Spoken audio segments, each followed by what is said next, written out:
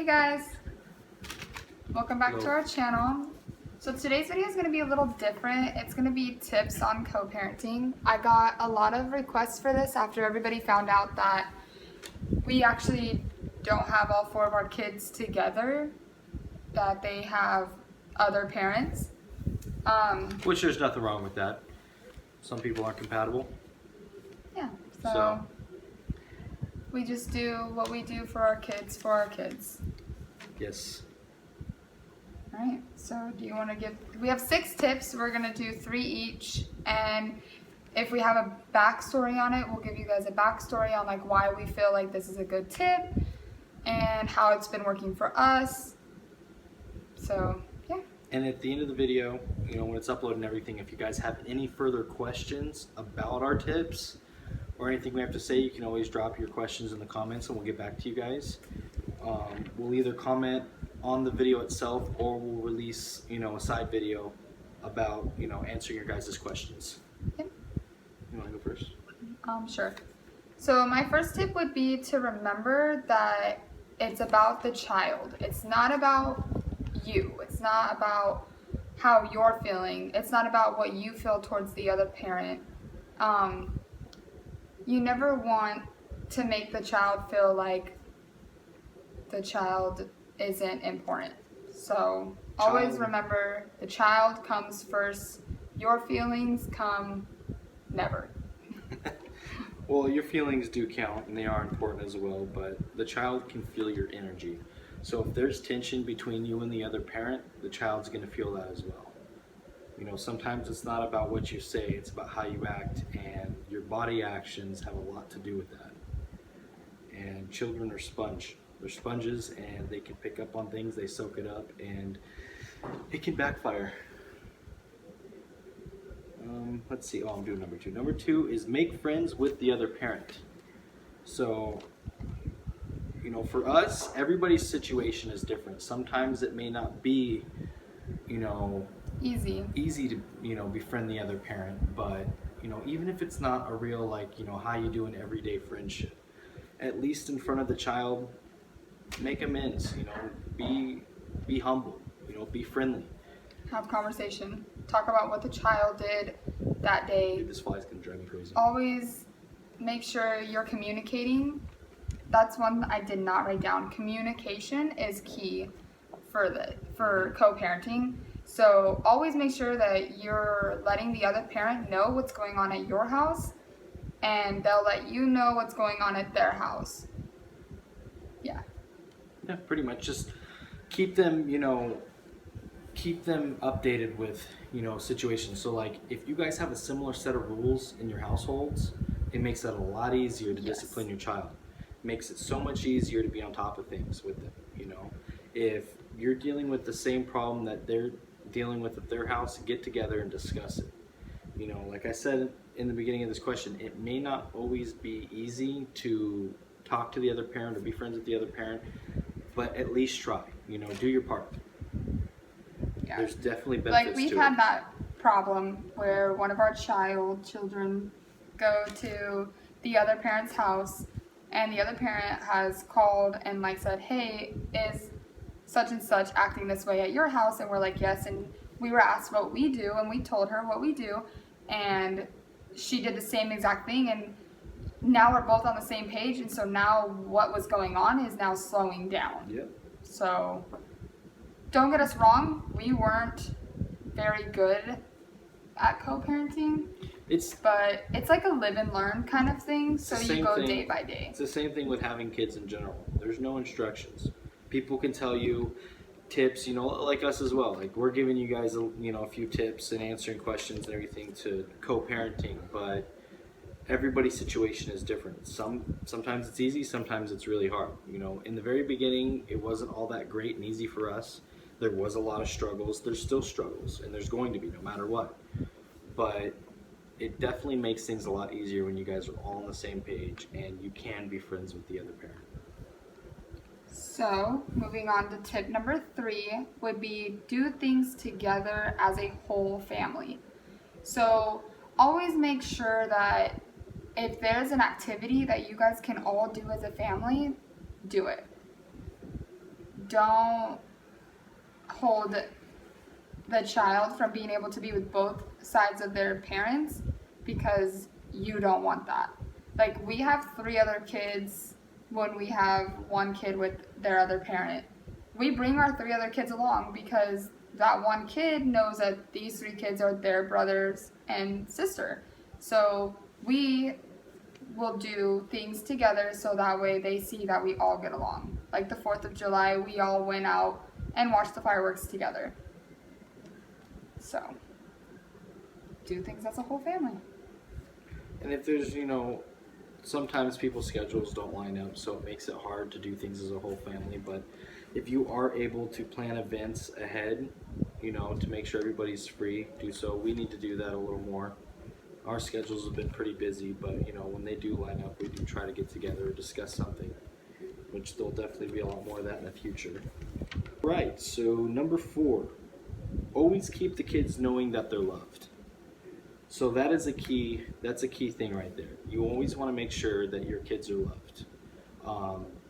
Do things with them, do activities with them, you know, watch TV with them, take them to do things, even if it's little. Once in a while, you know, like if you've got more than 1 kid, but you know, you really only got the mental capacity to handle 1 at a time, you know, treat each one of them every once in a while to go do things, you know, like go to the store, go get some food, you know, for a ride. I do that every once in a while. She does that every once in a while.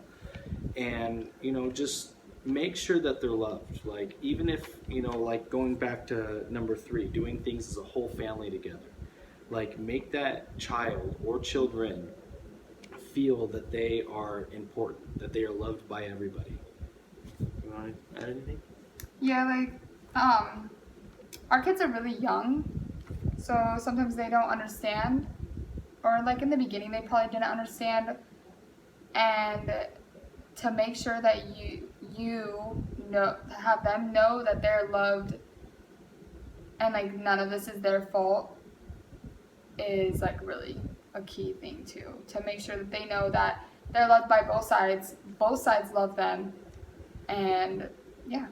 It doesn't mean go out and, you know, try to be the cooler parent, you know, give them sweets, candy, and all kinds of junk food, or, you know, buy them toys, or take them to go do special things all the time, you know, more than, because sometimes, you know, the other parents or families, you know, can't do as much, and then there's sometimes that they can, or, you know what I mean, like, just don't try to outbest the other parent or parents, because I've seen that happen with way too many families. I've grew up with kids that have dealt with stuff like that, and, like, you know, the parents really don't think too much into it, but it really does affect them, you know. Maybe not so much when they get older, but as a child, it's kind of hard to see.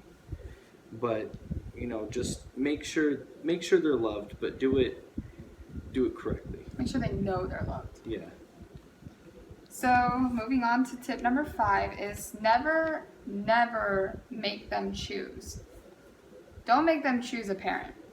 Neither one of us are better than the other. We are here doing the same thing with the same manual book, none. Okay, so now tip number 5 is going to be never make them choose. So meaning, like, don't ever make the child choose between a parent, because neither one of you are better than the other, and that's just the way it is. Like I said, and like we said in tip number 4, always make sure that they know that they're loved. Like, they know that they're loved by both parties. They don't have to choose which parent they want to be with. They always want to go to either one's house when it's their time to go. So, which also brings up the, you know, never make them choose. You know, little key things that kids can pick up on, even if you don't feel like you're making your child choose. Subconsciously, they're choosing if you're constantly spoiling them to do stuff. You know, the same thing with what we said earlier. Make sure that when you are doing something at your house, try to get the other parent involved in that, so that way, if they're in timeout or, you know, they're grounded at your house, make sure that punishment still stands when they go to the next house. Because if they just think, okay, well, I'm grounded here, but I get to go over here and all my time restarts. No, you're still grounded. Just because you're over at the other parent's house doesn't mean that your punishment just goes away and it's on hold for when you get back. You know, some people do that, but we found it a lot easier when punishments stick and stand no matter where they're at. And you know, when it comes to the spoiling them and stuff like that, like if you're constantly, like, let's say we're constantly taking the kids out to do this and this and this and this, we're always doing something, which just isn't bad, isn't wrong. But if you're not keeping it separate between rewarding them and punishing them, you know, if they do something bad, take their toys away, put them in timeout, you know, don't let them watch their favorite YouTube videos, you know, take the phone away, take the tablet away, whatever is going on. But if they're good, reward them. If that's not going on between both households, then of course the child's going to subconsciously choose, I would rather be over here, or I want to go to such and such's house because they let me do this, they let me do that. You know, I've seen that happen with a lot of families and a lot of people, so it's not fun. So don't make your child choose. Don't put your child in a situation where they have to choose what parent's house that they'd rather be at.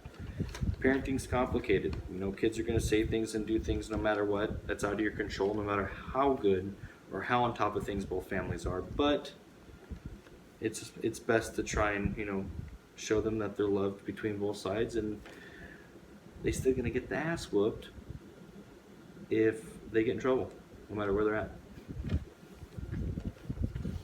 Your turn.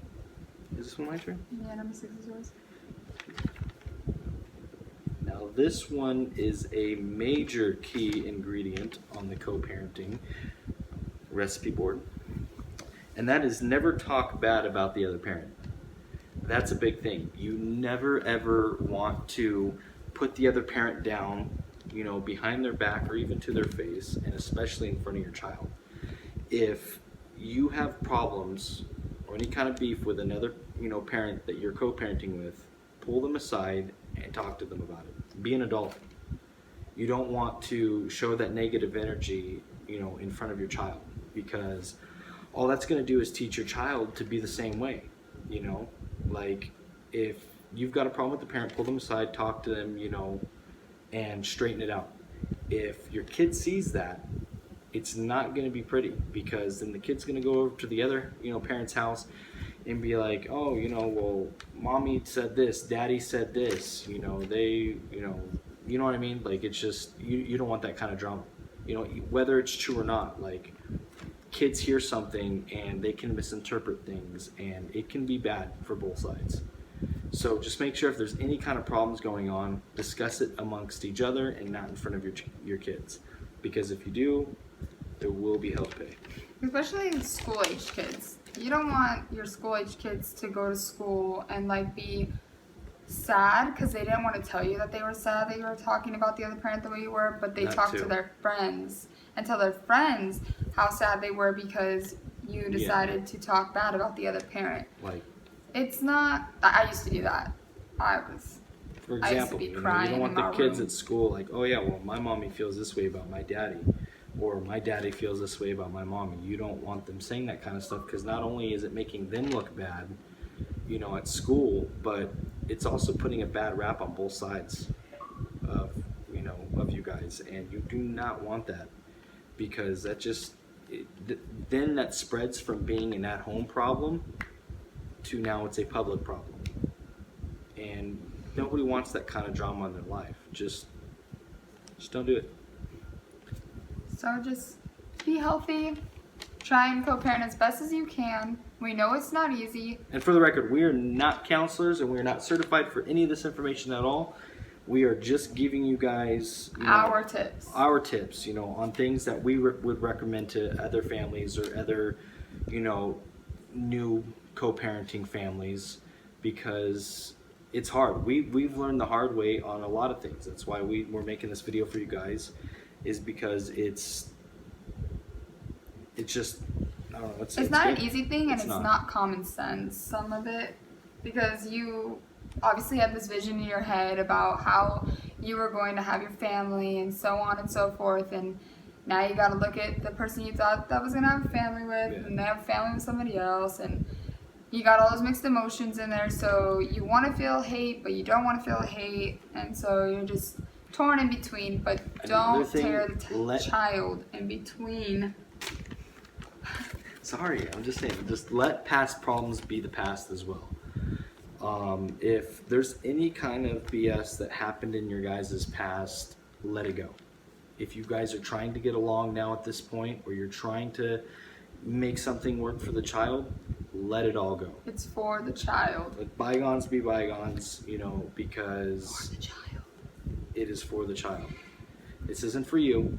You know, there is benefits for you, because less drama, less problems to deal with. Less questions as the child gets older. Mm-hmm. Why couldn't you and mommy get along? Why couldn't you and daddy get along? Why couldn't I see blah blah blah? It's all stuff that I went through personally, and co-parenting would have probably been a good thing. Never use the child as an attack towards the other parent. Never put that child in a position to where you use them against the other parent. Yeah, like, Plain and simple. Like, you don't want to be like, oh, okay, well, you know, if you're not going to listen to what I say, well then, you know, he or she's not going over to your house this weekend or this week, or, you know, you're not allowed to see him. Don't do that. If the other parent is doing something that you don't completely agree with, find a solution for it. And if it's not coming down to that, if you guys can't reach that medium and it is a problem, don't use the child. Find other ways, keep trying and keep trying. Do not give up.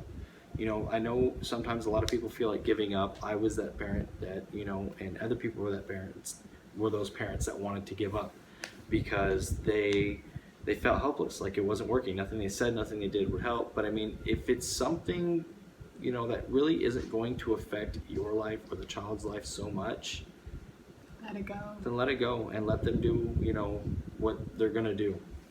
Like, plain and simple. Don't fight it, you know. But if it's something serious, like the rules, you know, like the house rules and everything like that, The disrespect. the disrespect and the respect, you know, teaching, you know, then you guys want to be on that same page. Try to keep your punishments and, you know, everything like that kind of the same at all. It's bad. Are you good? Yeah. You got anything else to say? Just tired.